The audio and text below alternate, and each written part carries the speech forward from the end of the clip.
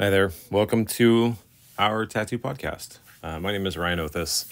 I'll be your host today, and we are talking with Dr. Matt Lodder from the University of Essex over in the UK. He's an art historian who has studied tattooing and tattoo history for years and years and years, and the conversation is just awesome. So I hope you guys enjoy it. I'm not going to do too much on the front end here, just do our normal plugs. Please give us a review if you like the show. Follow any of that other stuff. Send us an email if you want.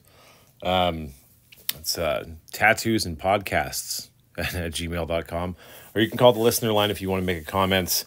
Get thrown up on the show. If you have a question as well, whatever you want. The phone number is 208-696-1828. And that's it for today. We're just going to jump right into it. I hope you guys enjoy it. And we'll talk to you at the end.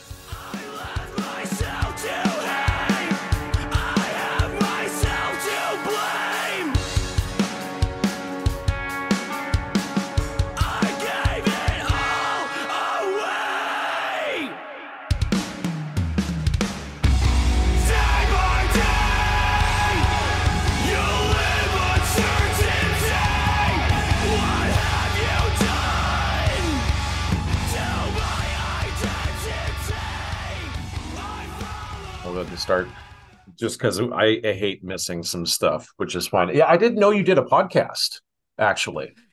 Yeah, so that's amazing. Yeah, it's called Beneath the Skin. So we've been doing it for about 6 months now. Yeah, it's like basically just sort of me and my friend Tom, he's become my friend Tom, who's producing it, and we just sort of it's more about kind of the history around tattooing rather than history of tattooing, I suppose. But we've had some cool interviews. Like we interviewed Doug Hardy, and we interviewed Danielle, who runs Lyle Tuttle's collection, and we've had some like Egyptologists on and archaeologists, and yeah, it's good. It's good fun, man. Well, that's awesome. Yeah, I would say I've read most of your academic work, so seeing that you're God. in this stuff, yeah. I kind of fashioned myself after the academic side of stuff, although I did not go and get a PhD at a highly reputable university college. So cheers. Is it early for you? Whereabouts are you, man? I am in Portland, Oregon. Yeah, it was pretty Lovely. early. Yeah, when your email came in, I was still sleeping. So shit. Sorry, yeah. Oh no, well, I was looking at my schedule for the day, and I was like, don't think I received that invite. So yeah, no worries. Yeah, I was up until about 2 a.m. last night. Just because that's like my average work day.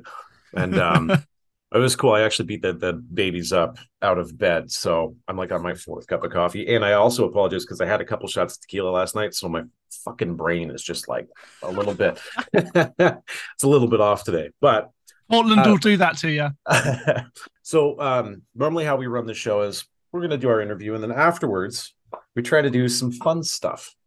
And because you're in London, is that or more or less? Yeah, I'm out. There's cat howling in my microphone. Yeah, I'm out. I'm about an hour outside London in Essex. Yeah, in Essex. Okay, so we have some. It's because the British culture is very distinct and unique. So we have some British yes or no questions. Which, if you've ever been to merry old England and you like to sit around and talk with people at the pub, not then you'll have a kick out of this. But if not, I mean, that's cool. Okay. So I guess to start, when you tell us about yourself, who are you, where are you at, what do you do? Oh god, that's always a big question. Well, my name is Matt Lodder, Dr. Matt Lodder, if you will. I'm a tattoo historian. I work at the University of Essex in the UK. I have just published a book called Painted People, which is coming out in the US actually in a couple of weeks in May. Came out in Europe in October last year, which is a kind of history through tattooing, is the way I sort of normally explain it. But I've been doing this for, I've been like officially like working as a tattoo historian for about 15 years. I've been obsessed with tattoos since I was a kid.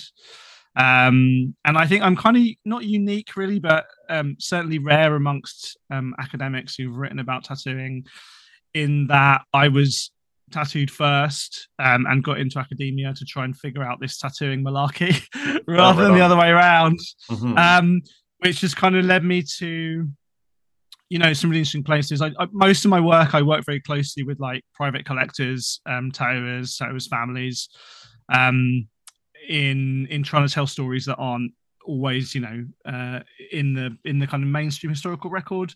I've done some curating, did a big exhibition of British tattoo history that toured around for a few years. And yeah, like I sort of travel all over the world and talk and research mainly about Western tattoo history, Hmm. mainly from the like 19th century onwards. But I've sort of dabbled into a lot older and wider than that as well. Yeah, that's amazing. I think the first time I'd seen you was on a YouTube clip from somebody who was doing some just collection of voices throughout Europe, and I was like, "Who the hell is this guy, man?" Like, I going through academia myself, I was on a philosophy track. Like, I was trying to talk about this because I've been in tattooing for 21 years, and I had noticed that there was an apparent lack of understanding, or even just that's the word I'm looking for.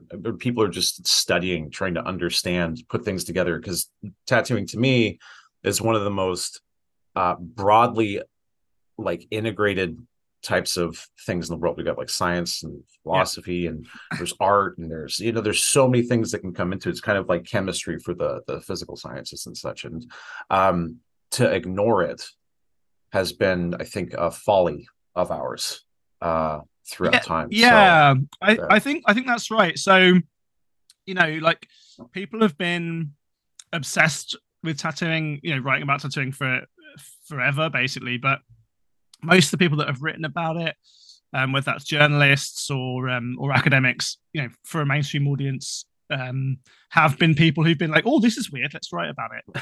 And of course, like that is not necessarily the best way to kind of get a good in-depth account. Yeah, there are some exceptions, of course, but like Mhm. that's basically it.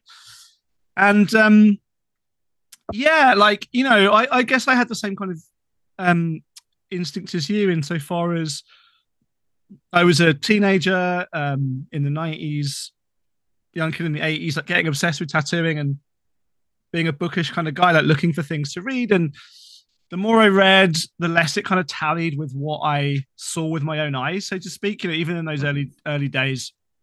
And I stumbled into, basically, I'm an art historian. My PhD was in art history, but I came to that as a way of trying to think about tattooing, because I think as a discipline, like art history is a way which you can almost put tattooing back into the story, because a lot of people that have written about tattooing as sociologists, anthropologists, archaeologists, philosophers, whatever, they're not really interested in tattooing. They're sort of interested in other things a lot of the time, Yeah, absolutely. which is fine. But I think like to do those things properly, I think you have to go back to the stuff.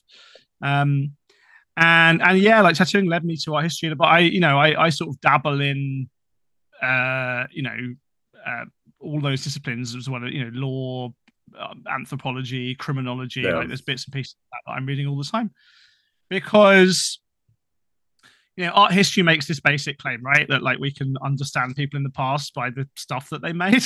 And I think like if that's That's great. true for if that's true for like churches and museums and stuff, like it must be like particularly true for the images that people inscribe on their bodies, right? So it seems like quite an obvious thing to say. Yeah. But as you know, I'm sure, in like the amount of you know academic or even kind of popular books about tattooing which don't really mention tattoo artists, for example, is quite surprising. Yeah, it seems like it's on the outside looking in. That's kind of why when I had started doing what I was doing, I felt very isolated getting into this. There's not a lot of foundational work that's been done where you can start building off of anything, science, whatever. It's always looking at a culture and their tattoos. There's always a buffer, it seems, if you're going to go with like the Yeah, sociological things like that. And on the science side, there's nothing. They're just starting to yeah, do stuff, which is mind blowing, yeah. I mean, all of that stuff with with all the EU ink regulations, Yeah. where it's like there's no data for if this stuff is safe or not. There has been one really good book in the last like 6 or 7 years called Forensic Tattoo Inks, which Yep. is like this amazing like Got a copy over chemistry here. study. I recommend it to everyone because it's the weirdest, nerdiest tattoo book I own probably, and I own a lot of weird, nerdy tattoo books. I mean, yeah, there have been interestingly, again, I think more than people have realized, crossovers with tattooing and academic study, right? Like Samuel Stewart, old Phil Sparrow, Yeah. who was a professor of English in the 1930s and took up tattooing because it was a good way to meet hot boys. But he's the guy. He wrote a kind of good book, although it's quite personal to him more than a general study in the 90s. And he's one of the people that taught Ed Hardy to tattoo, right? Yeah. Like Cliff Raven was very educated. Like there have been these little moments of contact, but yeah, they're rare. And as you said, yeah, most of this stuff, or a lot of it, is written outside looking in, and I wouldn't even call myself necessarily an insider, right? Like I'm not a tattoo artist. Um I'm still always negotiating those boundaries, but I sort of have seen my job now as it's crystallized over the course of the last couple of years or more, when I've been finishing up the exhibition, doing the books, like as being a conduit between this more institutional world of museums and book publishing and whatever, and the world of the tattoo industry, which as you know is a difficult and interesting one to navigate. It's why we love it. Yeah, but that involves some real sensitivity, and I don't always get that right. But I'm sort of as much. I think I'm probably like I've got one foot in each camp, right? Like I wouldn't call myself an insider necessarily, but I'm certainly not an outsider either. Yeah.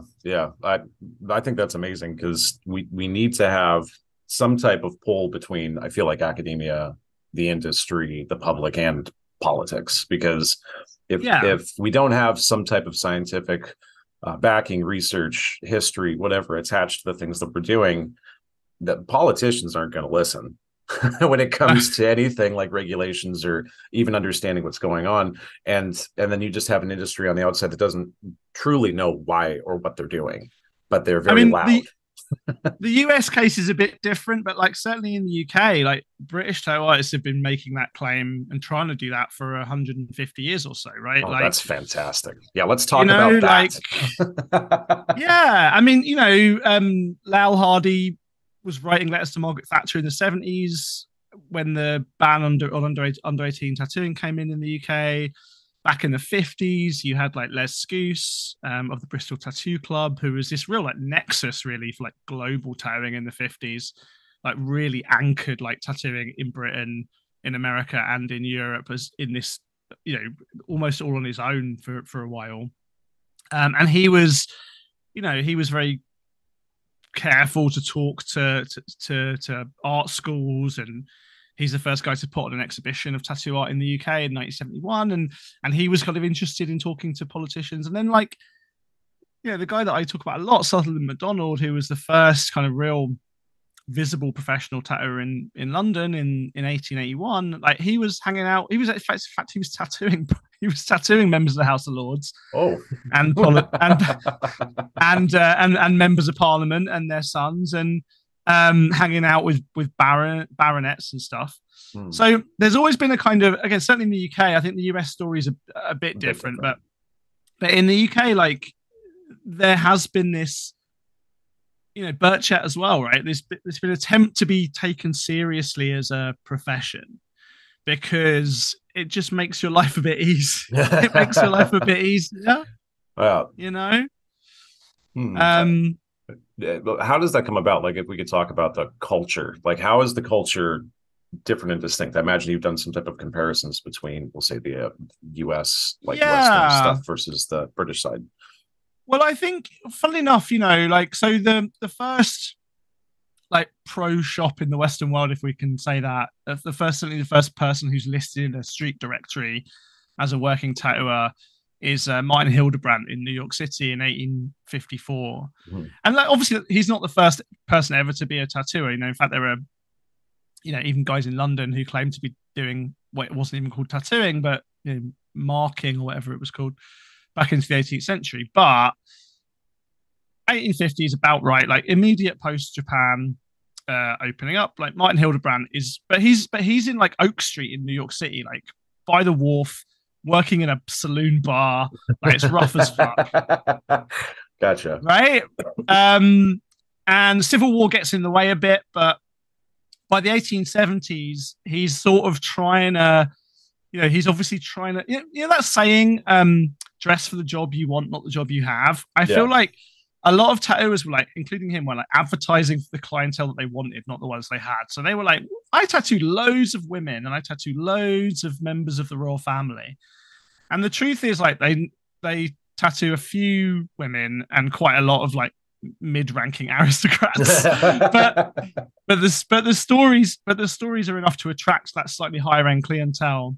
But it for between like the 1870s and maybe like World War One, tattooing like flashes back and forward across the Atlantic. It comes to America as a fad from London, picked up from what fashionable people are doing in London. In fact, this woman like runs away basically with her American boyfriend, and in the 1870s, and she's apparently got this mark on her leg, a cross, and so her dad puts a, if you see my daughter, like, reward kind of notice. And then all the American press are like, oh, must be fashionable in England to get tattooed.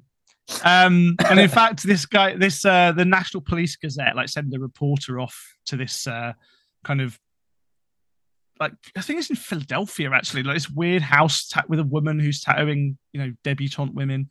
Very odd. But it's reported there as this sort of fad from England. And then, of course, the middle classes in Britain are like looking at what American socialites are doing. They're not so interested in what the royal family are doing. They're seeing what the members of the New York racket clubs and the fashionistas of that period are doing. And then it comes back to London as like, what everyone's doing in America. So it does kind of flip back and forward. But the key difference, I think, in like the overall trajectory of the attitudes is to do with how we view our navies, right? So the American Navy, like right up until World War II, even after World War II, but certainly up until World War II, are this libidinous, like roguish,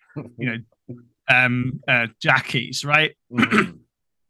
And there are stories around about the turn of the 20th century of like young girls in particular getting like seduced by sailor boys down in New York, and it's happening in on the West Coast as well. And they're coming home with sailor tattoos, and so it's like naval men are basically pretty dangerous, right, in the American tradition. In the British tradition, of course, naval men do have a bit of that, of the kind of rum sodomy and the lash kind of vibe, but also like we have sailor kings, right? So George V, for example, was tattooed in Japan in 1881, and that relationship, and there are murals in the House of Lords, right? Huge murals commemorating the Battle of Trafalgar and the Battle of Waterloo, which feature tattooed men like dying for their country. Oh. So tattooing doesn't kind of, it doesn't. Tattooing itself, and also this kind of association with the sea and sailors, doesn't quite have the same resonance in Britain as it does elsewhere. I mean, in France, for example, like tattooing gets banned or attempted to be banned quite early because there's a hepatitis outbreak.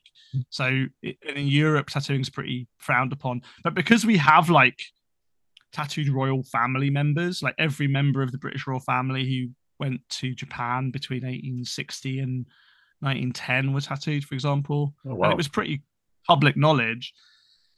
Tattooing gets to be a bit classier for a bit longer in Britain than it does in America. Okay.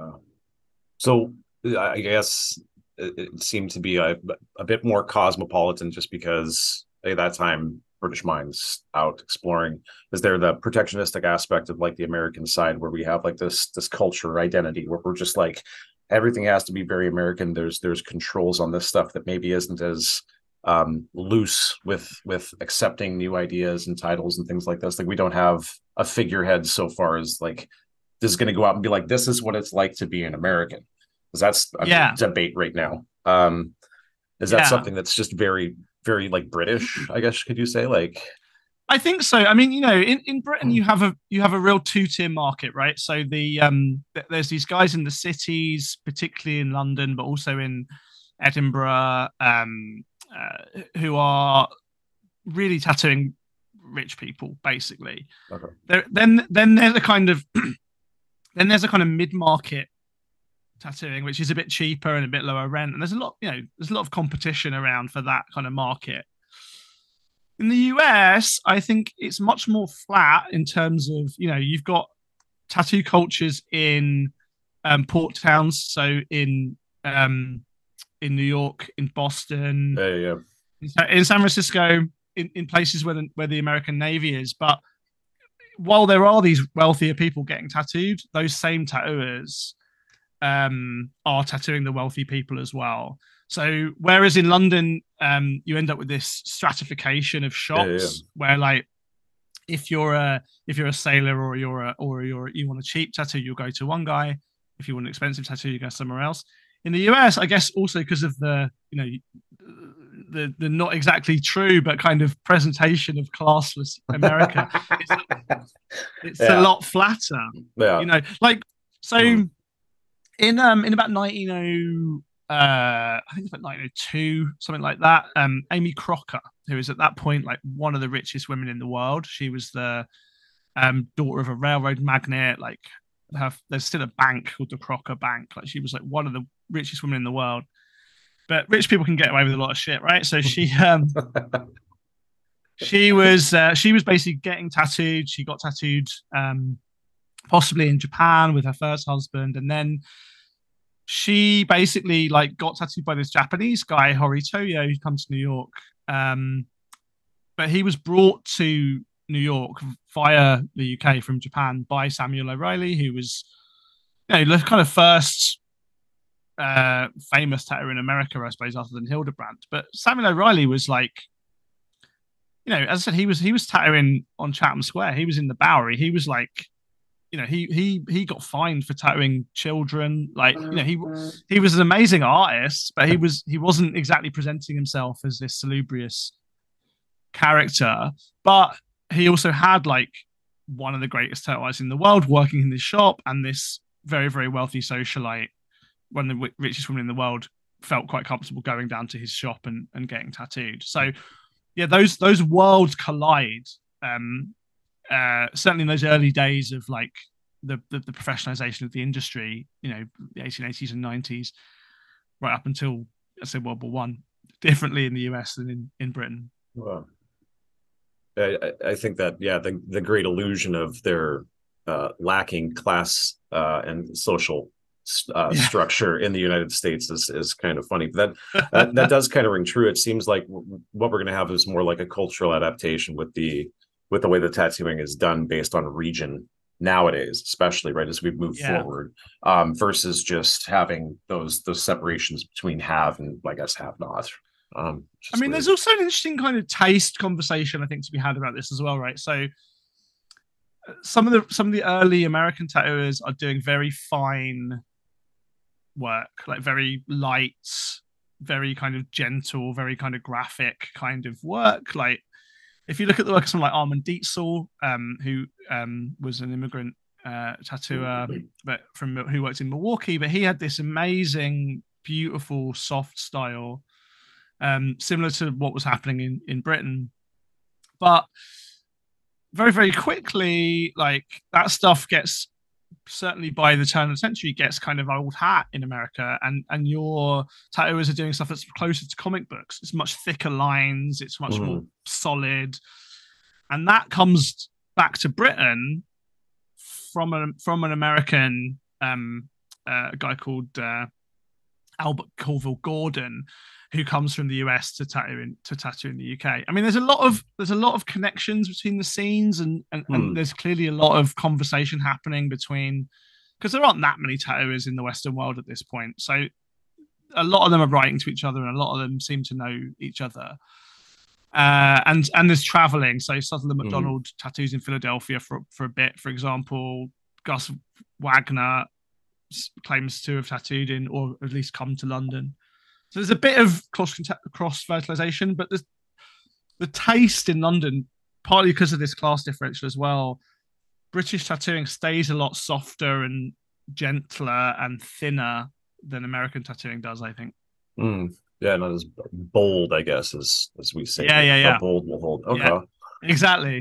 That, Yeah, I think that that's kind of interesting because if we're looking at things, and I've traveled all over North America with my tattoo journey, I've noticed that we're in various cultures or regions, we're kind of lagging behind what the Brits do. And we do like what's cool there. I started to see like there wasn't as many people getting tattooed at a period of time. And I'm like, well, we're going to have a drying up of the society of yeah, yeah, tattooing yeah. here in the United States. But it's weird how it could take like maybe 5 years or 3 years in some place that's, very, very hip and like a port town. When you start getting into the middle of the country, it can be 20 years behind. So, Yeah.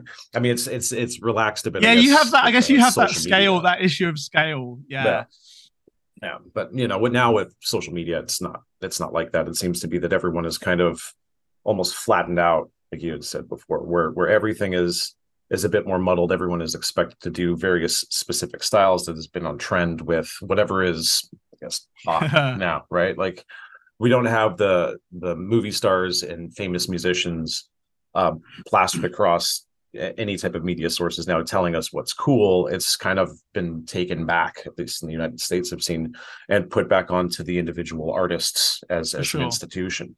Is that occurring across the I think pond as so. well? I mean, like when I was a kid, right? So I got obsessed with tattooing very young, mainly by watching. Well, there were some tattoo stories in my family, but mainly I fell in love with tattooing really from watching WWF wrestling, Oh basically. Like, you yeah. know, Yeah.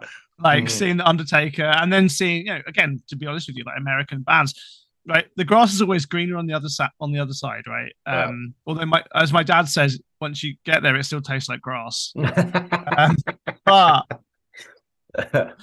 I Mm. was, that then led to me, trying to find what I could find out about tattooing, and I was buying tattoo magazines probably from when I was about 15, like going into London, buying punk records and buying tattoo magazines that were import, right? Largely things like Outlaw Biker Review and Skin and Yeah. Ink and all of that stuff. And so I fell in love, and then I got copies of like Tattoo Times when they were reissued Okay. in the 90s and Modern Primitives and all that stuff. So I fell in love with American tattooing really, and I fell in love particularly with kind of West Coast stuff. Mm. So the stuff from the 1940s, Bob Shaw and Owen Jensen and Burt Grimm, and then the kind of afterlives of that in the 90s through Tattoo City with people like Dan Higgs, and um that was stuff I fell in love with, and it didn't look anything like the tattooing that I saw at home. In my town in Essex, I didn't see a lot of that stuff. I saw it in magazines, so I was like just obsessed with that kind of new wave, I suppose, of American tattooing of the 90s. And I mean, similar stories. It's really funny if you look at those tattoo times from the early 80s, like the Music and the Sea one, for example. Like Ed Hardy comes to London in like 1981, and he is so famous already in the tattoo scene in the UK that he gets recognized just for having a tattoo on his neck because it was that rare. Like Lal Hardy's like describes walking up the Fulham Road and seeing a guy with an eagle on his neck and going, "That guy must be Ed Hardy." Right.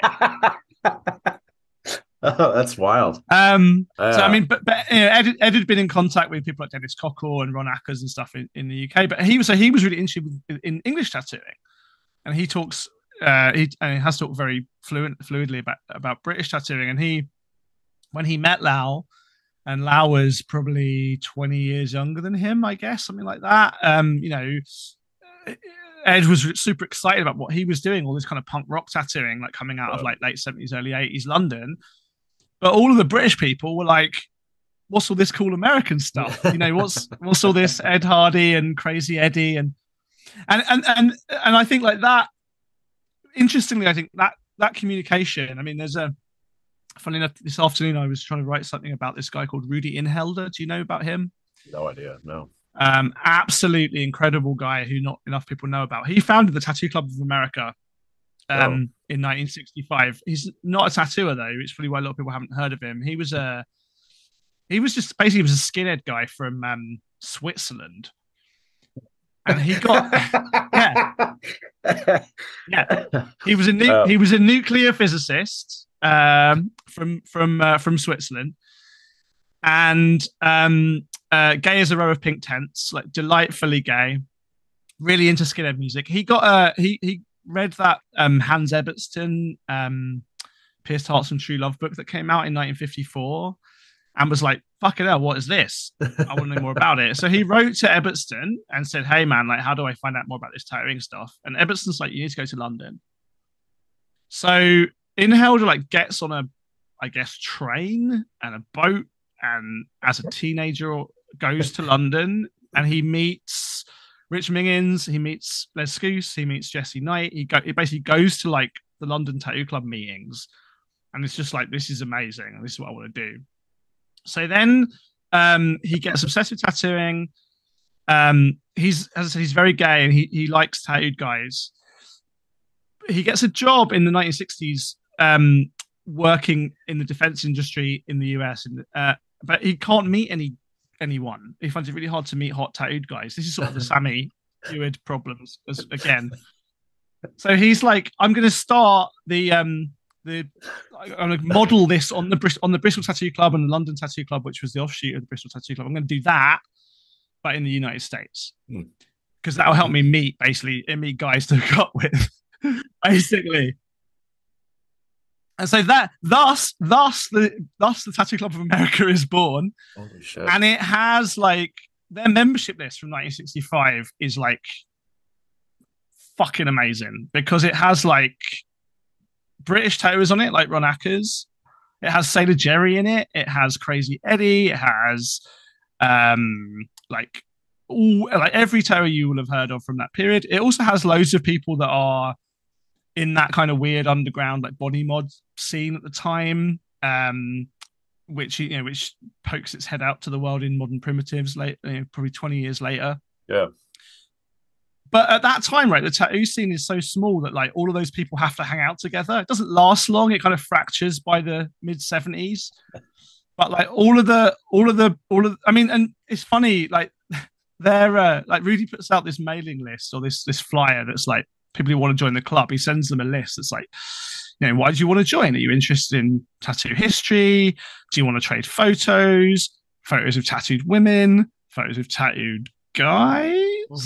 And so it's a mailer for dating. That's fantastic. Yeah. And so he can kind of intuit, right? But reading between the lines, like, oh, this guy's ticked like just he wants pictures but none of women. Like maybe this is a guy I can talk to. Mm-hmm. And he became this like collector, like nexus point for tattooing in the UK and America for 30 years. Like he was still around the London scene when I was starting to get onto it in the 90s. Oh, wow. Right. He died in 2005.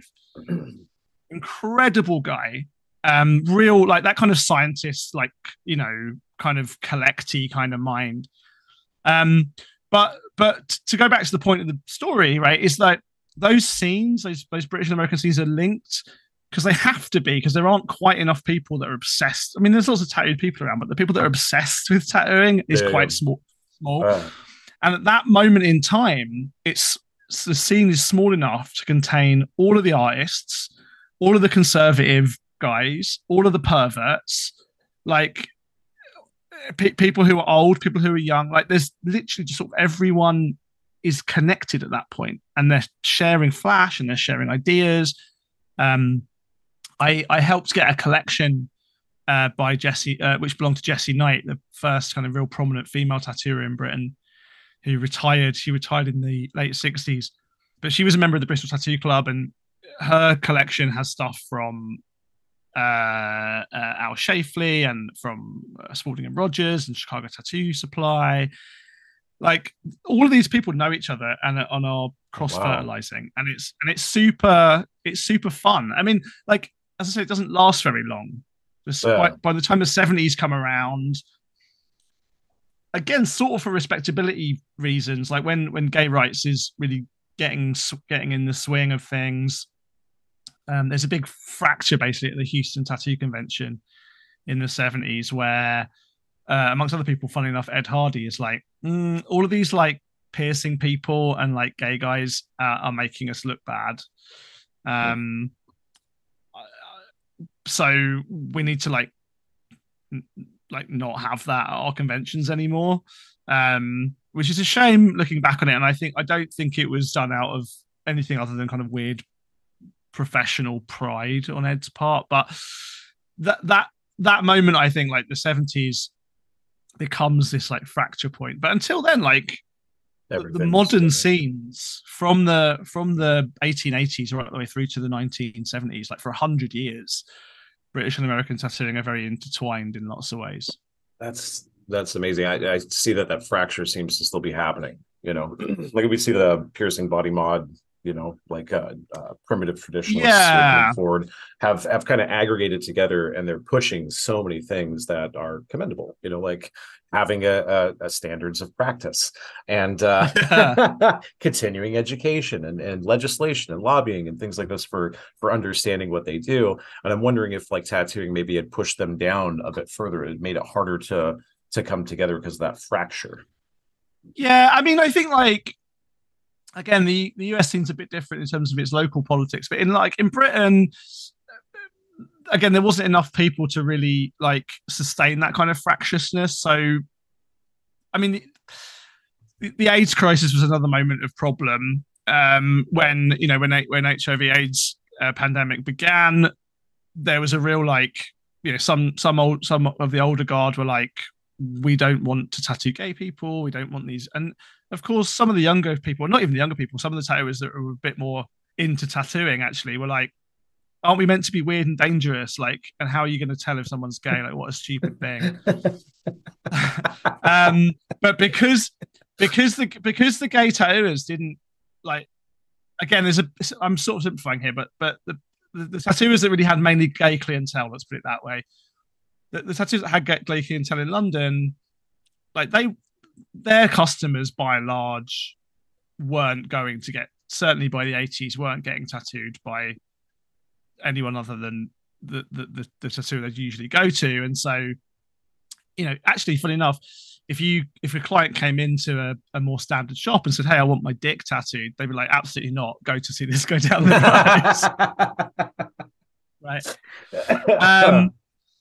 But yeah, like but you know, again, the more I've looked into this historically, it's funny how because it begins, as I said, this all together. You find like it's really funny to see, for example, as I said, like Sailor Jerry's name on the same list of people as Viking Navarro, right, from Modern Primitives. This body mod Pierce guy, like they're part of the same club at the time. Yeah. And the underbelly of image trading, all the Coble stuff, and the equivalents are happening in London or in Britain with people like Bill Scoose. Like, there's a lot of stuff happening like under the surface that no one wants to talk about. And now that generation are dying, and their archives are becoming more public, and people are becoming a bit more comfortable. Like, it's funny how messy and interesting and strange these undercurrents become. You know. I wonder if that's going to protract any of these things happening. And it seems like American culture is very loud, you know, like just, hey, you know, everything is kind of, we're not very good at holding our cards close to our chest. And the Brits, from my experience, are opposites. You will never let anyone know how you're feeling, and you keep it very tight. And I'm wondering, is that maybe gonna slow that reintegration process where people are starting to connect? Because I'm seeing like major oscillations in the West here, like in the States, where you have things falling in and out of favor. I mean, just like clockwork every 5 years. And I don't know if it's the same over there.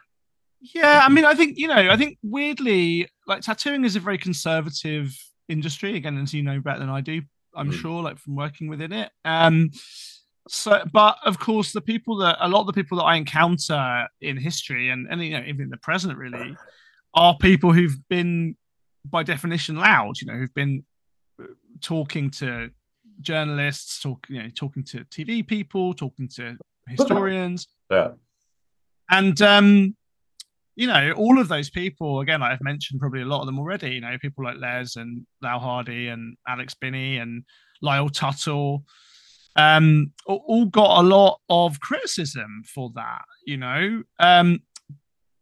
and perhaps rightly so in some cases, right? But like on the other hand, it's always like, everyone's always kind of bitching about their competitors. Yeah. Like, I don't know if you've read that book of letters between Ed Hardy and Sailor Jerry, American Tattoo Master. I glanced at it before. I was like, Jesus, what? So good. Because Ed becomes close to Lyle, but Sailor Jerry hates Lyle Tuttle with a passion because he thinks he's too flashy and too show offy, and he used to do really horrible things like he'd hand out flyers to people saying, "Oh, this is a voucher for a free tattoo by my friend Lyle in San Francisco." Absolute dick move. Yeah, but those rivalries are very, they're very common. I'm sure they happen in other industries. I mean, the other thing that happened, and this was funny, something I wrote about a long time ago, but everyone always thinks it was better in the olden days. Yeah, I know. I don't understand this. I mean, I found thing. I'm such a huge fan of American traditional stuff, and I love all the kind of whip shading and everything. But you talk to people that do that now, and they're like, yeah, that's because that's what it was like in the old days. But I've found quotes from tattooers from the 50s that are like, who are these fucking hacks that cast shade from? It's bullshit. Yeah, using right. It was better in the 30s. Yeah, we always harken back to the yesteryear because we forget or we weren't there, and we create that image. Or we weren't That's right. That's right.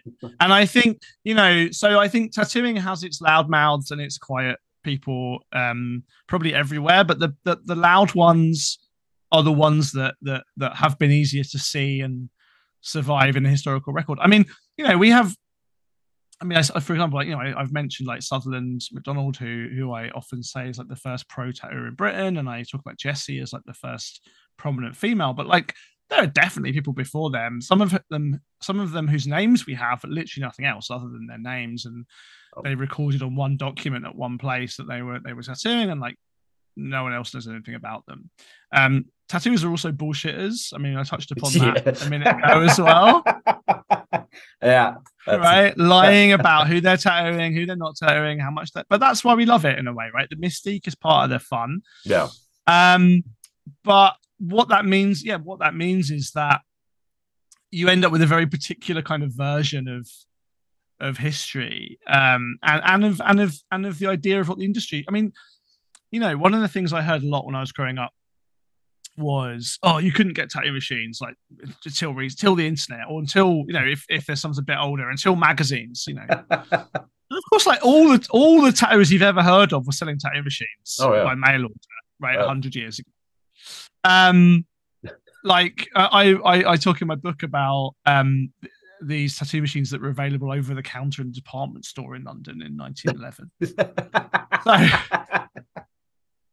So it's not to say that tattooing is more, because I think actually the actual story is tattooing has always been marginalized, but it's been marginalized in probably different ways to that people will remember, because what we know about the past and what we know about the industry is filtered through the loudmouths and the quiet ones, so sort of going all over the place here, but going back to those the gay tattoo stories, another archive that I've just helped get into a museum was the images of that belonged to a tattooer called Mr. Sebastian, who was also the first kind of body piercer in the UK, really. But he was, he came to the he was an art teacher. He was tattooed in London by Leslie Bircher and by Bill Scoos. He came to the US and was tattooed by Cliff Raven and other people. But his archive essentially is photographs largely of men who you wouldn't know were tattooed if you saw them in their underwear, right? But under their admittedly bigger than today 70s Y fronts or 80s Y fronts, they're in their entire like arses and dicks are like completely covered in tattoos, right? The undercarriage has been painted. The undercut, exactly, has been painted. There's a recording of him on YouTube that someone uploaded. I think it must have been from like some student project or something back in the 90s before he died. And this guy goes, so tell me, Alan, like, what's the strangest tattoo you've ever done? Thinking he's going to say, I don't know, like a portrait of Margaret Thatcher or something. And he goes, and he had the most beautiful voice. Like he has this cut glass, like really mellifluous voice. He voiced the track for Throbbing Gristle, actually, is how beautiful his voice was. But I can't do it justice. But he says in his voice, so yeah, Alan, what's the weirdest tattoo you've ever done? Strangest tattoo you've ever done? I said, well, I suppose the weirdest must have to be the time I tattooed the inside of someone's penis. And straight faced. And this guy, yeah. And this whoever it is that's recording it, probably some student radio journalist, like from the late 80s, is like absolutely like, well, I don't know what to say to that. Oh, it's on YouTube. I'm sure people can look that up. That's fantastic. Oh my gosh. But those are bits of tattoo history that don't persist in the memory. Yeah. You know, but which tattooers will tell you, you know, around a drink, and those stories are things that people in the industry knew about. But they weren't things that percolated into the wider conversation. And I think, yeah, like that's I'm sure, and I'm trying to write a book at the moment that's more about these kind of interconnected histories of tattooing in the West and these figures. But I just by nature of like where I am and who I know and who I talk to, I know much less about the kind of unwritten histories of American tattooing than I do what's happening in Britain. And I'm sure there's 1,000, 1 million such stories, you know, out there to be told. And, yeah, and brilliant tattooers and their families and collectors and publishers like Yellow Beak and Darren Bray's Rake House books and stuff. They're publishing really, really great books on this stuff, you know. So the stories are coming out now, and it's so exciting. I have a few stories. I've had a correspondence with Phil Fairweather, who is a pigment producer. He was like a fucking master's or PhD chemist as well. Yeah. And he's a wild guy, and he's telling me some of these stories. I'm like, you have to put these out here. Like, this is going to be lost. And it's actually really important, I think, for history. And I think it's great that you're going to start tracking stuff down and keeping this alive, because I think that maybe that it's almost like propaganda in essence, right? Where we can just sweep it away as time sees fit. But like keeping track of that is like, it's really essential, I think, to keep and those crumbs are there, you know, like, you know, sometimes I'm finding things in sort of faraway corners, but a lot of stuff's out there in plain sight to some degree, and it's joining up the dots a lot of the time. I mean, you know, like Sailor Jerry worked with a PhD chemist as well to like develop ink recipes, for example. I think like those intersections, because of course, like there's a huge amount of tattoo history, certainly probably the overwhelming amount of tattoo history has been sailors and wrongers and ruffians, but like some of those sailors and wrongers and ruffians have also been, you know, like porters at the University of Cambridge, or members of the House of Lords, or PhD chemists, or English professors, or you know, whatever you might like to imagine. Because again, we know that, right? Like tattooers, I think you know, even back in the 1670s, like tattooers were saying there's only two types of people that, you know, get tattoos and people that don't. And like, yeah, tattooing's more visible now, and there's more people tattooed than ever, and the demographics are definitely wider and more diverse than ever. But at the same time, like, one of the things I track is like newspapers being surprised at who's getting tattoos now. And and I have examples of those again going back 150 years, you know, more really. Like, oh, you'll never guess who's tattooed now. I mean, like, I often get, you know, I'm a university lecturer, I've got tattoos on my neck. But there was an article published in 1981 in London in this magazine called City Limits that's like, university lecturers are all getting tattooed now.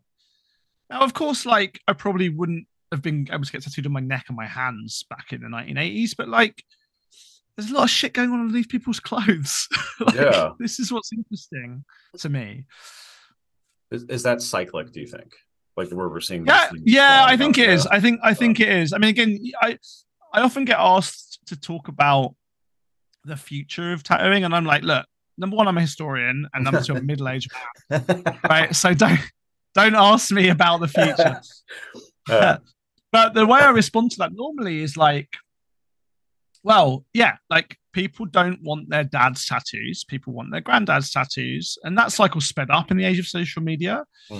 But yeah, like, you know, a good example of that, Alex Binney. So Alex Binney, who is this young punk kid in the 80s, like in squats, goes to art school, and goes and gets tattooed by like Mr. Sebastian, who was tattooing gay guys, and also tattooed by a guy called Mark Saint, who was the guy that did all the skinhead. Have you seen those like skinhead photos from the 80s? Like this guy who would like prey on teenage runaways and tattoo England on their forehead. Like Alex, as a like art student, was like, that's the coolest shit ever. so he went and like began to tattoo his friends, and then he also, you know, he was getting hold of copies of Modern Primitives and stuff, and he made a pilgrimage. He went to the US to go to San Francisco, right, to go and get tattooed by Leo Zulueta, and discovering black work and all that cool shit that Leo was doing. And Alex brought it back to London and started into you and like but very quickly that spiky tribal of the 90s went from like the coolest cutting edge underground shit to like the most you know, through kind of hipsterism, if you like, at that time, to like the most generic on your builder, on your cab driver kind of thing. And when I'm a generation younger than him, when I was starting to get tattooed in the, you know, think about getting tattooed in the mid to late 90s and actually getting tattooed in the late 90s, early 2000s, that shit was like, I don't want any of that shit. You know, I want the cool, like American traditional old school stuff. Yeah. And I had to, you know, and it was, again, I was inspired by it coming from the US but no one in the UK was really doing it at the time. But again, very quickly that became very hipstery. And like now, I mean, I say now, it's probably already over, but for a while, super hip 18-year-olds who were getting tattooed, not just who got tattoos, but who were really getting into tattooing, were getting spiky tribal again. Yeah. You know, so I think that's it, right? People, all these, of course, like any fashion, like any trend, these things come in waves, and you know, it would be folly to predict it, but I think that cyclicality is exactly right. Yeah. It's a commodification of stuff now. It's like Amazon shopping on your phone. I've noticed that there's like a removal of the person. Like we don't see pictures. It used to be, we were talking about this on the previous episode, where you'd see the body and you'd have the personality of the person plus the tattoos, and you could make up your mind when it was in the magazines. And now we've like removed it, and we just have the body in an XY plane, just set into a fixed image. You know, I think that's interesting. I hadn't thought about that. I think like certainly the portfolio. Like the tattoos portfolio is much more like an Instagram page, I think, than a magazine. But you're right, we don't have tattoo photography anymore. And I'm just going. I said a lot of the stuff I'm trying to put together at the moment is not staged photos, but they're photos of people getting tattooed that they've taken, you know, from the 50s and 60s and 70s and 80s. And they're often not close up, nicely framed images of the tattoo. They're of the process of getting tattooed. They're of the aftermath of the. So yeah, I think you're right about that. I think this was again partly for me why it was so interesting to try and think about. This is sort of what my PhD was about, like the relationship between the artist and the customer, because that got lost actually, I think, for a while. In the early 2000s, like a lot of writing about tattooing, as I said, didn't really mention the tattoo artist and understood tattooing as this kind of, you know, self-expression of the individual being tattooed. And of course, like again, as you know, as an artist, it's much more relational than that. Yeah, absolutely. And I think I hadn't thought about it really, but I think maybe you're right that this kind of like Instagram flattening is maybe pushing that in a different direction. Yeah, I think that's probably true. Yeah, canvasization. I don't know if that's really a word or not. Where we're having, I think we see a big boom between like 2000 and 2005 with the television shows coming out. And like we've seen with every other self-help television show, everyone who watched Mike Holmes on Homes thought that they could build an extension on their home. A lot of people got into the industry with no with no apprenticeship. And so we had almost like a watering down of things where people were focusing more on technique and art than that connection. And so those people started to train the next generation who were pushing the same thing. And I think it's moved more towards art now than expression. And they were just like that person. Right? When you go looking for tattoos and you look at something, you're looking at a style that someone has as well. There's never like a book of business where you are judged on the competency of your work as a whole. It's just, can you do this one thing? It's like shopping for shirts. You're scrolling through. I like that one, you know? And it's weird because it's that pendulum swing in society where I'm imagining that, especially with AI now, where we're going to be able to remove some of these aspects of art creation that need to be done, it's going to swing back into application, right? Well, I think, I end up sort of, I've got a few kind of cliches that I often say when I'm talking about this stuff, but one of them is like, you can't buy a tattoo on the internet, right? So one of the few things that you can't buy on the internet, that and a haircut really is probably the only two things left, right? And so that does require this kind of, and I think that makes tattooing increasingly interesting and complicated. I think being touched by a stranger and leaving the house and talking to people has always been an important part of the beauty and the joy of tattooing, as well as the terror of it, I suppose. But you're right that it is very flat. I mean, there are more amazing tattooers now than ever before, right? But it's very rare. Very rare. I mean, I guess I'm not as engaged in like the contemporary stuff as I was when I was younger, necessarily so, right? But it's very rare that I see a young new tattooers that really freaking blow, like doing something really interesting and original. And often the people that are doing that are tattooers who understand where they've come from. They understand their history. They understand and I don't mean that in a kind of quite trite like identity way of like, well, I mean that they understand like the limits of the form and the possibilities of the form, and they're pushing it in really interesting directions. And they're often people, again, this is probably a self-selecting sample in a way, but they're often people that I talk to who are interested in history and interested in thinking about it in a much more careful way than, as you said, like just reproducing a style. I mean, I know, speaking of like loudmouth tattooers, I've been really impressed with Bang Bang in New York, who gets a lot of stick for being a celebrity tattooer. And again, some of that's probably well deserved. I don't really know, but like that guy and that shop is hiring like some fucking interesting tattooers. Yeah. Right? Like, to the absolute credit of that shop, which could, like a lot of people who made their name tattooing celebrities, rest on its laurels. I write occasionally write visa letters for their artists, like to try and help them with their visa applications. And part of that, I have to like look and study their work and think very carefully about, what it is that they're doing. And I think like his shop, and there are others, Songblur, Maxime shops that are in LA. And again, he gets a lot of criticism. Again, maybe some of it deserved. I don't know. I've known Maxime for a long time. But I mean, just for tattooing, like those guys are hiring artists who are setting trends most of the time, not following them. And that's hard, that's difficult. But that's what great tattoo artists, whether we're talking about Samuel O'Reilly back in the 19th century or Lau Hardy in London in the 90s, or Ed Hardy, that's what good tattoo artists have always been doing. They've been hiring young artists who are great. And I think probably maybe that's what you were referring to about this like lack of apprenticeship thing, like people who see tattooing as in a much more commercialized way haven't got that. I mean, George Bone, right, for example, is still tattooing. He's like 82 years old. He tattoos 4 days a week. That doesn't have to do that. No, he was the most tattooed man in the world in the 1960s, or at least was in the Guinness Book of Records. But he fucking loves tattooing, man. Like he fucking loves it, right? Like he'll bitch about it, and and slag it off and be grumpy about it.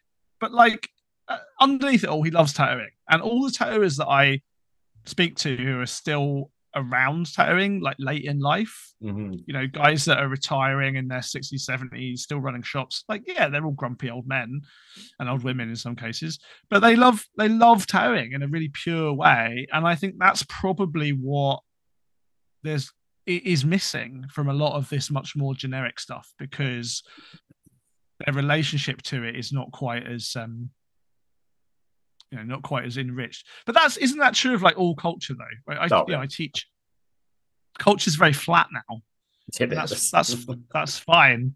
But, yeah, I remember for the push for more meaning in designs as a rebellion, I think, to the flash wave that happened from the 70s to the 90s, people started to appropriate images from different cultures because of the meaning. When I started tattooing, I remember people coming in saying they wanted a koi fish. I'm like, why do you want a fish on your body? And then they would go into, such depth about what this is supposed to mean. It's like if they adorn themselves with it, then they're going to have this power. And it was really neat. But now I'm seeing this sway kind of back to the other way, and I think having that connection to the past, like you were talking about, is really important, to try and tie these things together. Otherwise, it's just going to continue to be. And I think to have it, and again, this is something which I think definitely reasonable people might disagree with me on, but also I think having it go from the direction of I want a tattoo rather than tattoo television, which you talked about, that was a big driver of the like narrativization of tattooing. And absolutely. There's a sociologist of tattooing called Michael Atkinson who in the 90s wrote about, maybe early 2000s wrote about this, and he said like, and I think it's true, he's like, people learn to narrativize their tattoos, right? We all saw those shows where people would come in and say, my dog died, my dad died, my sister got run over, so I want like 3 flaming skulls on my arm, right? To remember them by.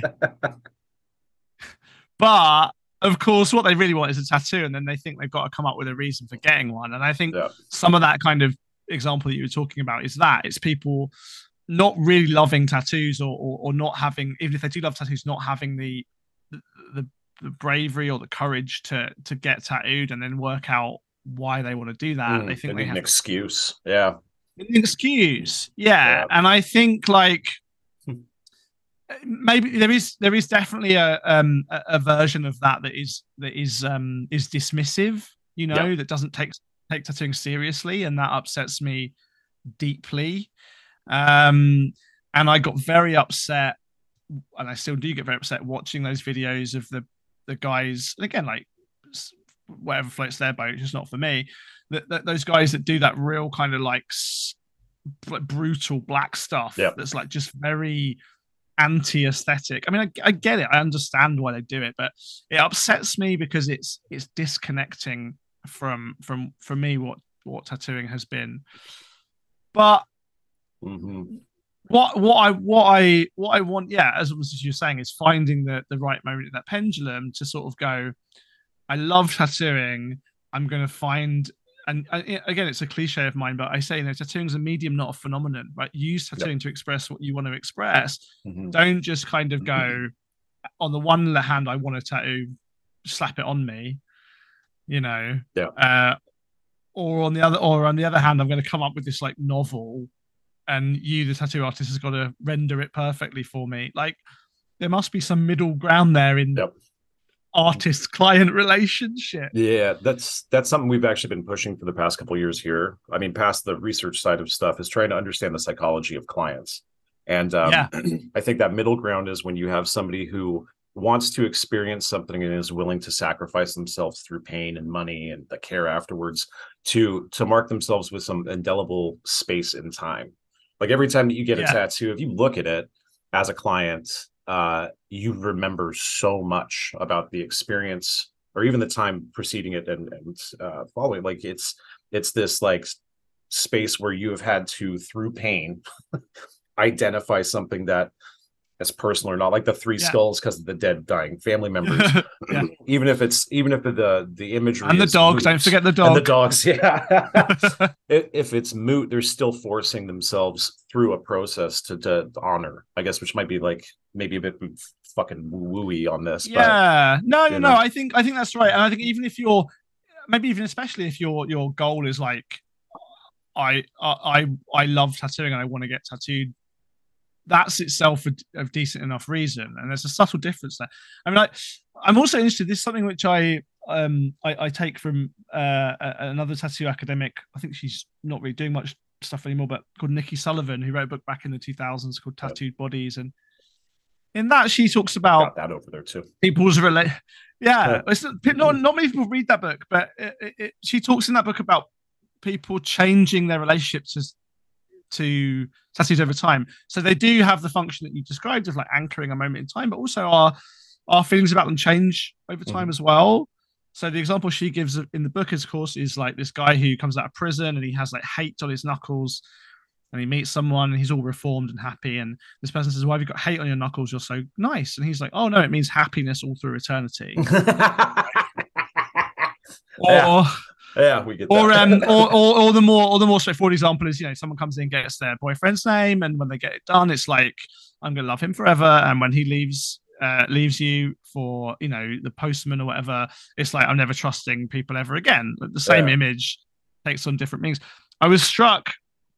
Talk about a bit about this in my book as well, about Dennis Rodman, who I think is such an interesting pivot point in the history of tattooing for all kinds of reasons. But he obviously talks about his tattooing, and he's had written for him or with him like 3 autobiographies, and in all 3 of them, the narrative of his tattooing like changes subtly, because for him for him, it's this creative moment of like rebelling against the machine of the NBA and against heteronormativity, and trying to balance his mental health and his gender identity and his fame and his race and his sexuality and his sporting success, all of this stuff, balance all that. And he talks about his tattooing becoming this way through which he navigates his relationship to his teammates, to his employers, to his culture. But he, in one of his autobiographies, he remembers quite clearly. He's like, "Oh, I wasn't allowed." He said, "I wasn't allowed to get tattooed when I was at the San Antonio Spurs." Right, but you can you can find photos of him. He's got a couple of tattoos on his arm. Like, he's not heavily tattooed. Mm-hmm. But that first tattoo moment, right, which for all of us I think is quite profound, he misplaces it in time to like better fit the narrative of how he feels about his tattoos 30 years later. And I thought, when I noticed that, I was like, such an interesting, instructive example, because those tattoos become I don't like the word diary, I don't like that metaphor, but they become a kind of marker point of a moment in history. And this is the art historian in me. They become an index of a moment in time, on the one hand, which we can look at as from outside as historians and observers and talk about. But for him on the inside, his relationship to it is more complicated than that. And I think like this is again what those kind of client narratives of like, because art doesn't work like that, right? Like, art doesn't work, other than in very, very limited cases, I suppose. It doesn't work with like X image equals Y feeling forever. Yeah, no, it totally changes. Yeah, particularly where it's on our body. And so that negotiation, where those relationships between meaning and identity like shift, this is what fascinates me and really kind of drive what I'm super interested in, because they sort of work against different kinds of narratives from different directions, I wonder the naivete of folk when they come in to get some of the first ones. I think it's usually within the first like 5 to 10. The idea about that attachment and defining stuff seems to be prevalent, and then as it goes on, it slowly becomes more and more about the process or filling a separate need, right? And I wonder. Well, the first one's the hardest one, right? Oh yeah, absolutely. I wonder if there's a sense of shame attached to some of these things when they're going on, because it's so complex when you do go get your first one. You know what I mean? When you sit there and like sacrifice that part of your body, you get caught on the the idea of it's going to hurt, what the procedure is going to be like, and we put all of this time and effort into the actual design. And when you get it, maybe it doesn't meet or exceed those expectations. And we Yeah. slowly start lowering that bar until we get just something that looks fucking rad. And we're like, Yeah. that's the best tattoo I got. Yeah. Yeah, and that's probably, I mean, that's probably good, actually. I think some of the issues you were talking about earlier on are affected by perhaps the lowering of that barrier to entry. I mean, on our podcast a couple of weeks ago, we did an episode about this like nonsense, like disappearing tattoo ink thing that doesn't actually disappear. And we talked a bit about the history of that. You know, it turns out you can't get tattoos that disappear. It turns out. It's much more complex. And even if you did, they'd look shit for most of the time you had them. So, but we talked a bit about that on that, me and Tom, about this lowering of barriers to entry. And I think part of it is also driven by laser technology. So as tattooing gets easier to get, people become less cautious about that first one. And I think, you know, maybe that's a good thing, maybe that's a bad thing. I don't want to gatekeep this stuff, but I think it does. It has changed the culture of tattooing, I think, quite profoundly. It's difficult to know which direction is the causal relationship, but yeah, I think like people who get a lot of tattoos now aren't necessarily into tattooing. Yeah. And I think that's a shame. Yeah. It's a shame. I agree. But on the other hand, you know, like I'm sure there are people getting better tattoos, cooler tattoos, more interesting tattoos. I mean, there are definitely people doing that than ever before in history. So there are upsides as well. Is that? Yeah, and I guess, like, again, I'm not an artist. I just have to look at this stuff from outside and talk about it. But for you guys as working artists, it's really difficult to navigate these things because, I mean, you can see this in history too. But talking to tattooist friends of mine who have to deal with this on a day-to-day basis, you have some people who come in and are still very, you know, very kind of over narrative and like, here's the script. And you're like, no, I just want to get on with the design. What do you want me to tattoo on you? And on the other hand, people come in and do, you know, treat it very disrespectfully and quite flippantly. Must be difficult to deal with. You know, that old story about Spiderweb. Again, talking about controversial figures from tattoo history. Spiderweb, who was tattooing in New York in the 70s. He was like, you know, he was a conceptual artist. Went to art school. Pissed off Ed Hardy amongst other people. But he used to do talks in universities, and he would say like, "Hey, who wants a free tattoo?" Right, and of course, like loads of these kids would put their hands up, like, "Yeah, I want a free tattoo." It's like in the 70s, and he's like, "Okay, I'm going to tattoo your nose green," and all those hands went down real quick. Yeah. And you see that now, you know, people do like flash days, like whatever, $15 tattoos or whatever. Friday the 13th deals. And people queue around the block to get a cool cheap tattoo. But then even then, people are like, oh, can you change it a bit? Can you do something different? Can you do? So that kind of changing expectation or breadth of expectation makes your job really difficult. I mean, I'm very glad I get to be outside it looking in. From that point of view. Yeah, I can see that. I think it also depends on how long you've been in, right? Because we always see like a diversification as you start hitting like your 20-year mark, like where I'm at right now, where you have to start focusing on something to stay relevant and to stay active in the business. So like I take a lot of time with all of my clients to funnel down the empathy of the design and include them in everything, while other people are not doing that. And I think it's probably just because I don't really care about the process anymore, as I've learned more and more about the science behind it. I can sit and think about some of this stuff, but maybe that's also kind of like what happened with the watering down of everything over time. When we started getting more people, it's turned into like a trade now, where you can have, you know, amateurs, possibly like journeyman, masters, and then people who are moving past that to innovate. And I wonder if that's. It'd be interesting to see if that would work, if we actually have academics pulled into this to help kind of steer that moving forward, and if that's going to create that break. You know, we have people who build homes and people who study how to build homes, you know. Yeah, I don't know. yeah. I mean, maybe. I think like as I said, tattooing's been so conservative, and I think in a way, like so much of the industry has been driven by these.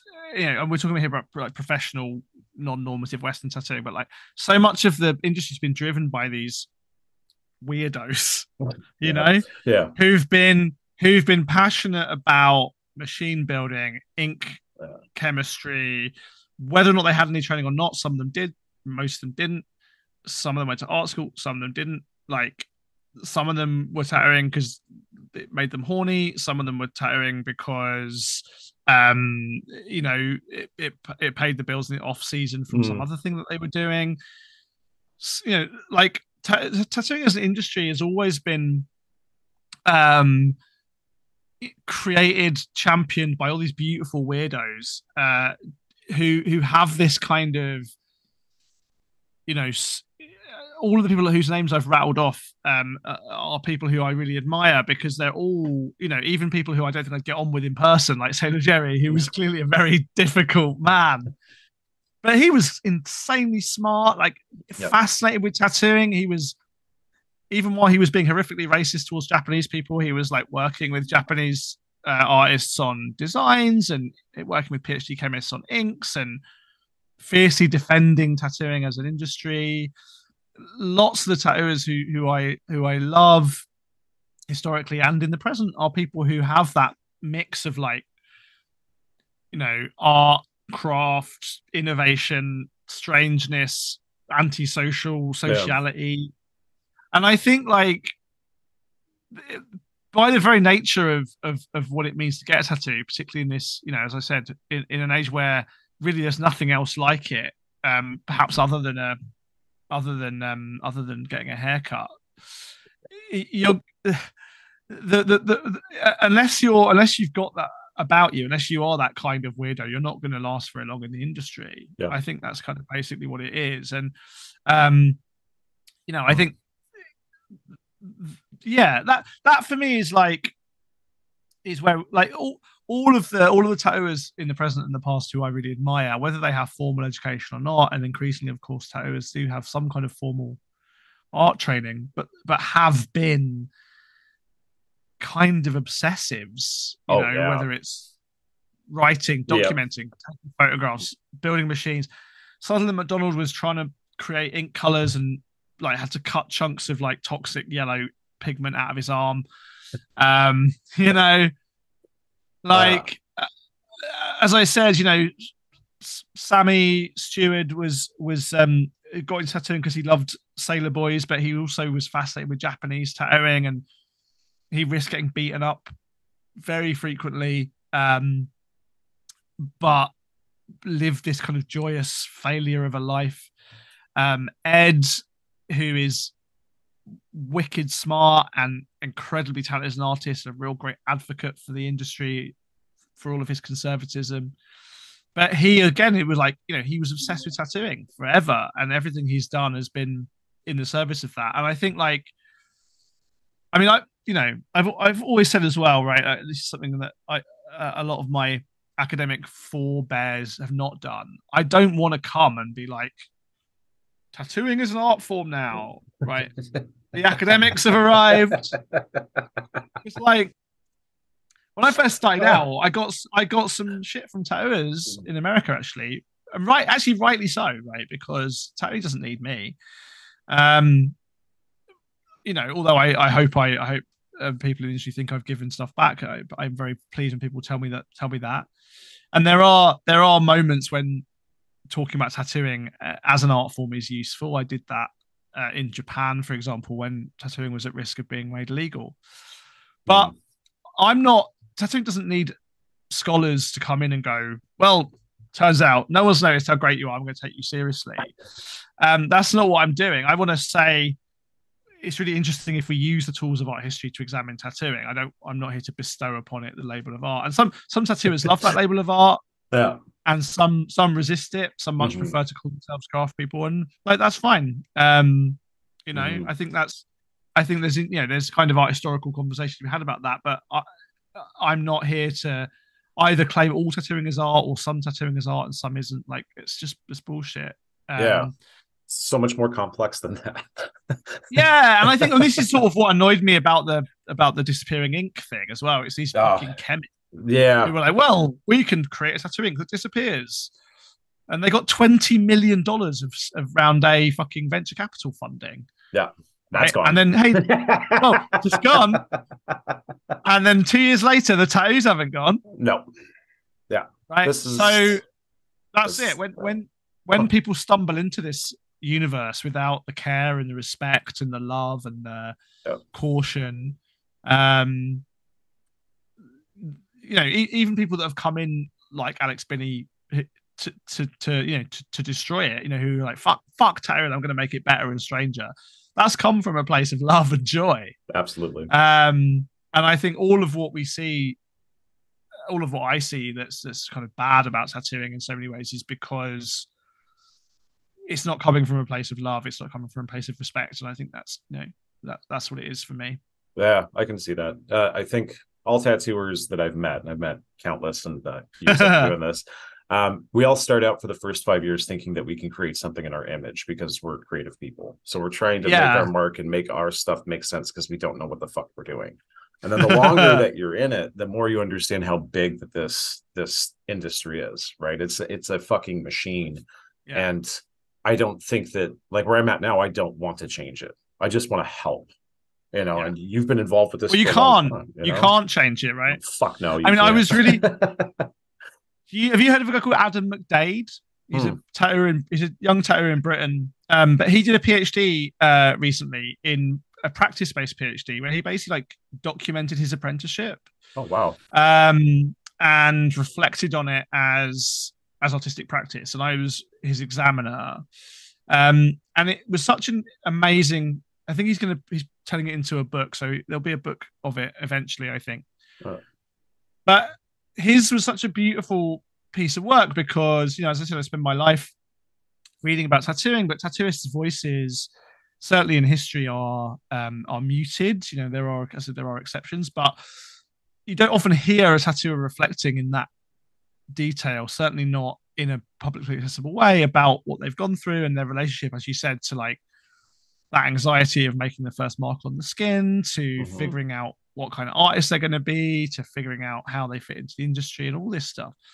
And Adam did this autoethnographic fine art practice PhD basically about his apprenticeship and starting to think about some of those questions. And it's the most interesting thing I've read on tattooing for ages, his thesis, because exactly as you were saying, like those questions are really important questions, but and I know tattooers talk about them with each other, but it's not something that ever gets really kind of talked about in a bigger forum, I guess. No, it doesn't. Yeah, it's varying levels of secret society. Yeah, that's good in a way. I mean, again, that's okay. I think that's all right. I think it's partly why we love it. So, but it needs to be negotiated in the right way. And I think, that ego thing is super interesting. Like, you can't, if you come into tattooing thinking you're going to change it rather than it's going to change you, like, you've already started off on the wrong foot, right? I wonder how many plumbers do that. I'm going to go and do something about plumbing. You'll see my name in lights. Probably. I mean, like, so McDonald claimed to have coined the word tattooist. He didn't quite, but it certainly caught on after he started using it, because he said tattooer made him sound too much like a plumber. So tattooist, in the 1880s. That's amazing. Yeah, it seems interchangeable now. People say, like, if I'm doing a service, I'll be a tattooer / tattooist, and if I'm creating art on someone's body, I'm a tattoo artist. See that's the thing for me as an art historian. It doesn't really make any sense, like, art historically, but I understand it as an identity label, and I think it's really, really just comprehensible as a label of identity. Doesn't really work as an art historical label. Yeah, I just say I do tattoos. That's where I'm at now. I do tattoos. I don't know. Yeah. What do you guys think? That's my job. I try to do as best as I can, right? That's cool. Well, thank you very much for coming on and chatting with us. Oh man, thank you. It was a bit all over the place, but that's how we go. Hopefully it was okay. Right on. I think that's Didn't need to start that again. Sorry. Okay.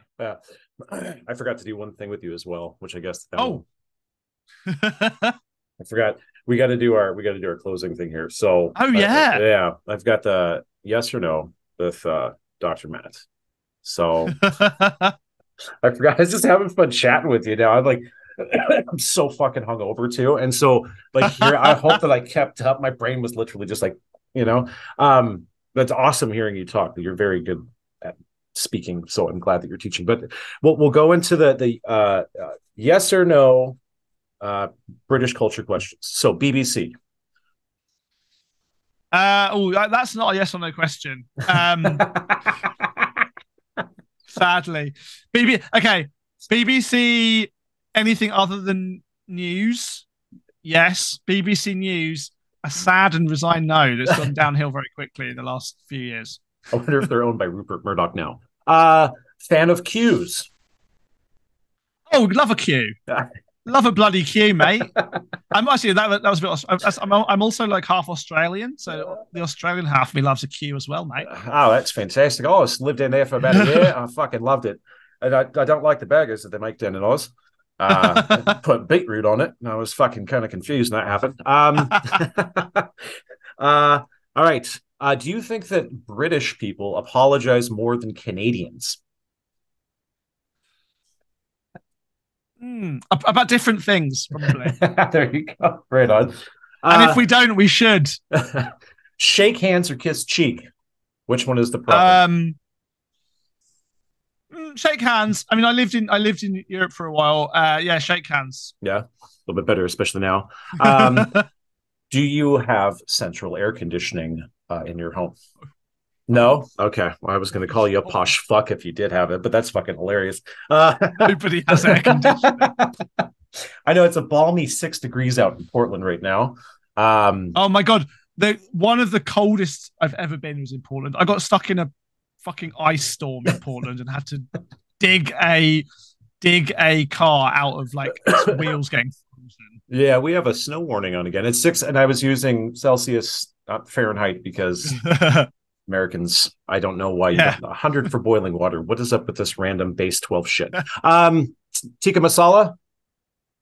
Oh, I'm vegan, but if we can find a vegan version, for sure. That's why I didn't say the chicken on that one. I figured that you've got some good ones there. Are you confrontational or do you tut? Oh, both. Tuts are confrontational. That's not an oppositional categorization, my friend. If you get tutted at, that is pistols at dawn. Cats or dogs?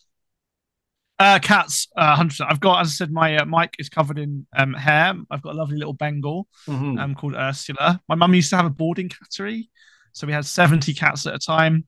Wow. Yeah, dogs are weird. Are you a person who likes to hold a door? Yeah. Yeah, I can do that. Like, what the fuck kind of question is that? Yeah, obviously. Americans, not so much. Do you like the joy of watching it swing back and hit someone in the face? So there's the distance gap, right? So if somebody's 35 feet away, I feel like it's a good idea to hold the door just so you can make them uncomfortable.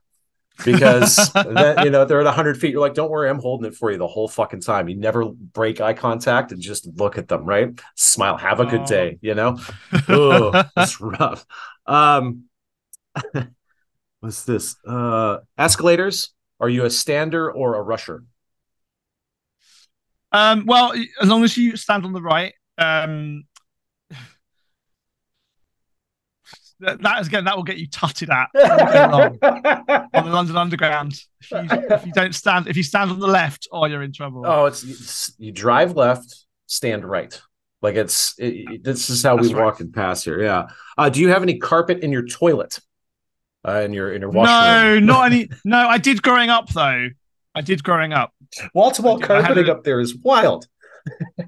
Yeah, I mean, not so much anymore, but certainly when I was growing up in the 80s, I had a lovely kind of like, how would you describe it? Like puce-colored carpet, basically, and a furry tattoo lid cover as well, like a kind of like towelette kind of fabric seat cover. I'm sure they'll make a comeback. Oh, I'm hoping so. I forget about those ones. I've got babies, so and they're not as well trained as they should be. Warm or cold pints? Um, Depends what you're drinking. I think like a lot of I love American IPAs. A lot of IPAs, very cold, good. Um, like if you're drinking something like Guinness, like those fucking cunts who have like Guinness extra cold, get out. Um, yeah. I But mean, you never want a warm pint. Just it's just chilled or very chilled. I guess is I got you. what we Yeah. go for. Bubbly or still for water? Oh, still water every time. My wife loves sparkling water, and it's weird. I once heard it described as like drinking drink. It's like drinking licking a battery, and that's That's basically what pretty. sparkling water is. I fucking hate sparkling water. My wife loves it. Yeah, She just exactly. I won't have it unless it's got bubbles in it. I'm like, oh, it's fucking weird. Mm. Bike, train, transit, or car? Well, I do. I would prefer a car. I prefer a train. Actually, I love it. Love a nice train journey. I can drive. I don't cycle really. I don't have a bike actually. So train, unless it's inconvenient, which increasingly it is. Again, thanks government. So yeah. So train preferably Mm. over car. Do you do automatic gratuity or do you tip solo? Well, this was the whole Twitter thing last week about Americans and tipping culture. Uh. We don't have a tipping culture because we have minimum wage laws.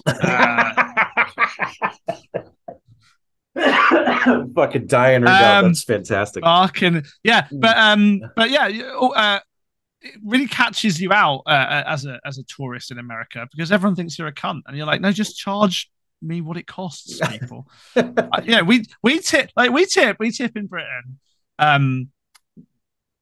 For the purposes I presume tipping was intended when you've had a really really good time, you will leave a tip as an extra thing. Like your servers are not going home hungry or not getting paid unless you tip them 20% or $1 a drink or whatever it is in the US or whatever. So yeah, like no 12% is normally added automatically in most restaurants, and you don't. It's so funny actually when Americans come visit and they're like chucking money around, and everyone's like, "Who the fuck does this guy think he is?" Fucking high roller. What do you think you fancy? Yeah. So cabs, taxis, you just round up, keep the change, mate. So that's normally not that much as a percentage. Food in restaurants normally has gratuity included, and you potentially leave a bit on top if you had a nice time. And then if you're tipping anywhere else, like in bars or like people think you're weird. Best Sunday roast. Good question. So again with the proviso, as I said, that I'm vegan. I'd not if I was going out for Sunday roast, I guess like these days it would be some kind of nut roast. But then you want here's the list. You need roast potatoes, obviously. You want carrots. You want parsnips. You want. I'd probably go peas. I do like peas. That's probably a controversial choice, but I do like peas. Bit of cabbage. Maybe a Yorkshire pudding if we can make it vegan. Yeah, bit of stuffing. Bit of mint sauce. What would you go for? Oh, that actually sounds pretty good. I'm not a vegan, so I'll take whatever on top of that. But for a base, that sounds fucking rad. I can't do dairy anymore. Since I had COVID 5 times, and since then I've had a host of food allergies pop up. So that's fun. Jesus. Yeah, I can eat fish and salad now. I can't even eat fruits. Can't eat broccoli anymore. No cruciferous vegetables. It's gone. Fucking hell. Yeah, it sucks. So I couldn't even be vegan if I wanted to. I've got celiac now as well. I just can't do shit. I can't drink beer anymore. Anyways, when was the last time you had fish and chips? I can answer that actually because it was in America.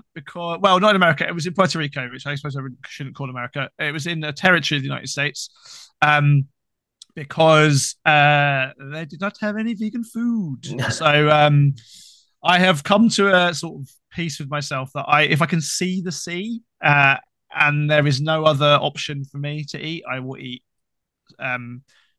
fish, and I've only done that twice.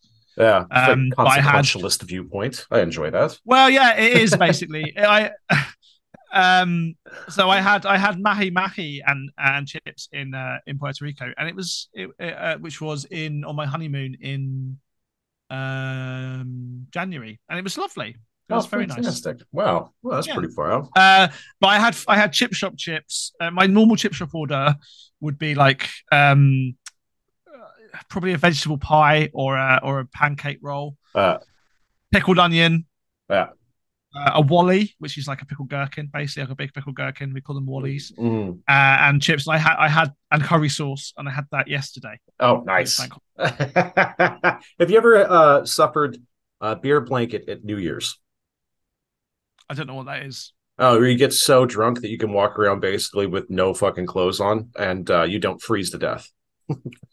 No, I've been very drunk a lot of times, but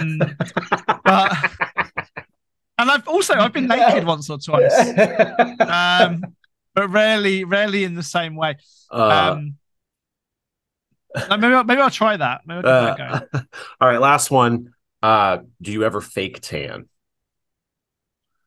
No, I do use tinted moisturizer though. Does that count? Yeah. That's fantastic. All right, thanks for finishing that one up.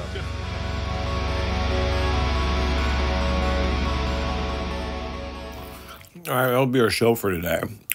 This is what happens when you record at home without your equipment. I'm doing this on an iPad, and I decided to eat carrots while I'm recording. I think this is just good audio, so... Anyways, title track. We got our sound now. This is from the band Vacant Voice. You can find them online. They just dropped an album. They're kind of an indie band. They're already almost hitting nearly 100,000 streams in like the first couple days. So I mean, it's just a great band. We love them. We want to support them. So if you like those songs, go buy their album. Support local musicians and such. Next week, we're going to have a long episode. It's been taking me a while to edit it down. It's going to be one with Brian and Shanna Goodwin, who's another art historian. And we get into like a serious debate. Like Brian and I basically start fighting about ignorant tattoos. So it's fun. It'll be a good show. Also trying to get on the show right now. We're trying to get Freddie Negretti on. I've done an interview with Vivian Lazanga. It was super fucking cool. And we've got so many other people coming up the rest of this year. We hope it's going to be a lot of fun for everyone. So anyways, hopefully you all enjoyed this. If you do, go like, subscribe, leave us a review or something like that on the podcast platform of your choice. And make sure to eat your vegetables. I'm coming off of like a 2-day bender, which isn't really a bender. It's just kind of like a weekend drinking thing. But I figured carrots would be good. So that's what I'm doing. I hope you guys like the show. We'll see you next week.